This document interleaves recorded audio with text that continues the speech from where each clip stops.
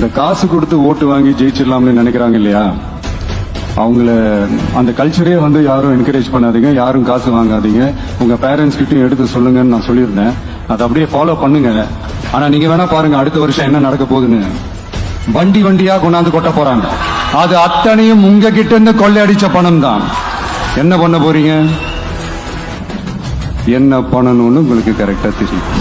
And my dear parents, உங்ககிட்ட ஒரு சின்ன ரிக்வெஸ்ட், உங்க குழந்தைங்களோட விஷயத்துல எதுவும் ஃபோர்ஸ் பண்ணாதீங்க, ப்ரெஷர் போடாதீங்க, எதுவும் இம்போஸ் பண்ணாதீங்க. ஃபர்ஸ்ட் ஆஃப் ஆல் அவங்களுக்கு என்ன பிடிச்சிருக்குன்றதை தெரிஞ்சுக்கிட்டு அதுக்கு ஏற்ற மாதிரி வழி நடத்துங்க. நான் டெஃபினட்டா சொல்றேன், எத்தனை தடைகள் வந்தாலும் அவங்கவுங்களுக்கு பிடிச்ச விஷயத்துல, அவங்கவுங்களுக்கு பிடிச்ச துறையில அவங்க கண்டிப்பா சாதிச்சு காட்டுவாங்க. இந்த சாதி மதத்தை வச்சு இந்த பிரிவினை வளர்க்கிற அந்த சிந்தனை பக்கமே போயிடாது. அந்த சிந்தனை உங்களையோ இல்லை உங்க மைண்டையோ டிஸ்டர்ப் பண்ற அளவுக்கு அதை அலோவ் பண்ணவே பண்ணாது.